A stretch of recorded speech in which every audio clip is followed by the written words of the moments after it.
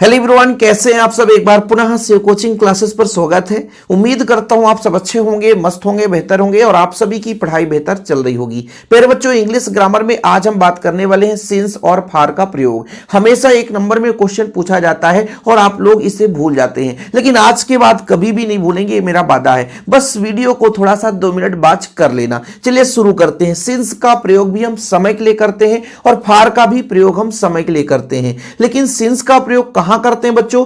निश्चित समय के लिए करते हैं, जहां पर फिक्स हो समय। लेकिन जब अनिश्चित समय हो वहां पे हम फार का प्रयोग करते हैं। निश्चित समय मतलब बच्चों स्टार्टिंग ऑफ टाइम या अपना पॉइंट ऑफ टाइम हो, लेकिन जब पीरियड ऑफ टाइम हो मतलब अनिश्चित समय हो, समय चल रहा हो, जैसे हम बात करते हैं 2 घंटा, हम बात करते हैं 3 घंटा, हम बात करते हैं 5 घंटा, हम बोलते हैं 2 दिन से, हमने बोला 5 साल से, तो ये क्या निश्चित समय है?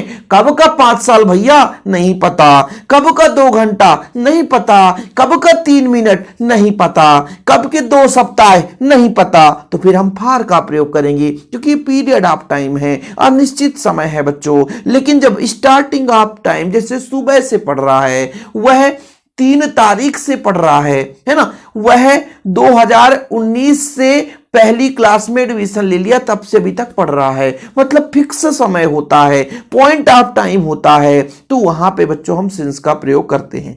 सबसे एक मजेदार ट्रिक आपको बताता हूं। जैसे बच्चों आप लोग घड़ी देखते हो, घड़ी में भी आप लोग जिस समय का निर्धारण कर लेते हो घड़ी से देखकर, वो समय आपका क्या कहलाएगा बच्चों? निश्चित समय कहलाएगा, जहां पे सिंस लगेगा। जैसे मैं कहता हूं 2:15 सुबह से वो पढ़ रहा है ना, यानी सुबह के 2:15 से पढ़ रहा, तो वहां पे क्या लगेगा बच्चों? सिंस लगेगा, क्योंकि हम घड़ी में अच्छे तरीके से उसको देख सकते हैं। दूसरा बच्चों हम बात करते हैं कैलेंडर। कैलेंडर में आप लोग जो भी चीज देख सकते हो, 2015 की बात करें, 2016 की बात करें, कैलेंडर में देख सकते हो। 26 जनवरी हम बात करते हैं 2026। अब इसके लिए बताओ 2000, इसको कैलेंडर में देख सकते हो? नहीं, हाँ देख सकते हैं। तो जिसे हम कैलेंडर में देख सकते हैं, जिस समय को हम घड़ी से माप सकते हैं, है ना, उसके लिए बच्चों हम क्या करते हैं? सिंस का प्रयोग करते हैं, यानी एक निश्चित समय हो जाता है। ठीक है, क्योंकि फिक्स है ना। हमने बोला कि भैया सोमवार से वो पढ़ रहा है, तो सोमवार फिक्स हो गया, है ना। हम बोलते हैं सुबह 9 बजे से वो पढ़ रहा है, हाँ भाई इस सुबह फिक्स हो गया। वह शाम को 10 बजे सो जाएगा, तो फिक्स हो गया, शाम को 10 बजे सो जाएगा। लेकिन वो 2 घंटा सोता है, क्या मालूम दिन में कब 2 घंटे सोता है। वो विद्यालय में 4 घंटा रहता है, हमें क्या पता कितने बजे से कितने बजे तक रहता है। वो 2 साल से काम नहीं कर रहा है, क्या पता कब के 2 साल हो गए। वो 2 साल पढ़ाई नहीं किया, कब के 2 साल पढ़ाई नहीं किया। वो आपका बच्चों अनिश्चित समय यानी पीरियड ऑफ टाइम कहलाता है। कब का समय चल रहा होता है पता ही नहीं चलता, वहां पे हम फार का प्रयोग करते हैं। ओके, चीजें क्लियर? देखो प्यारे बच्चों, जैसे it has been raining 3 days, 3 दिन से वर्षा हो रही है, लेकिन 3 दिन में कब से कितने बजे से हो रही, कहां, ऐसा कोई फिक्स नहीं है, तो हम फार का प्रयोग कर दिए। Sonu had been working morning, सुबह से फिक्स है, ये सुबह से वो कार्य कर रहा है, तो सिंस लगा दिया हमने।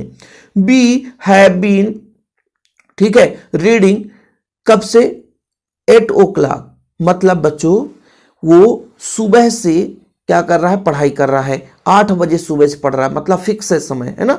चलिए इसके बाद बच्चों सी हैज नॉट बीन वर्किंग, वो कार्य नहीं कर रहा है 2 hours, 2 घंटे से। अब 2 घंटा फिक्स नहीं है, इसको हम क्या घड़ी में देख सकते हैं? 2 घंटा नहीं, हम देख सकते हैं 9 बजे, हम देख सकते हैं 8 o'clock, हम देख सकते हैं 7 o'clock, हम देख सकते हैं 12 o'clock, लेकिन ये 2 आवर नहीं देख सकते। घड़ी में जो चीज ना हो, जो घड़ी में हो निश्चित, सिंस का प्रयोग, जो घड़ी में ना हो अनिश्चित। ठीक है, ही हैज बीन अब्सेंट, ठीक है, मंडे फिक्स है, मंडे को अब्सेंट है, फिक्स है बच्चों। इसको हम कैलेंडर में देख सकते हैं, संडे मंडे, है ना।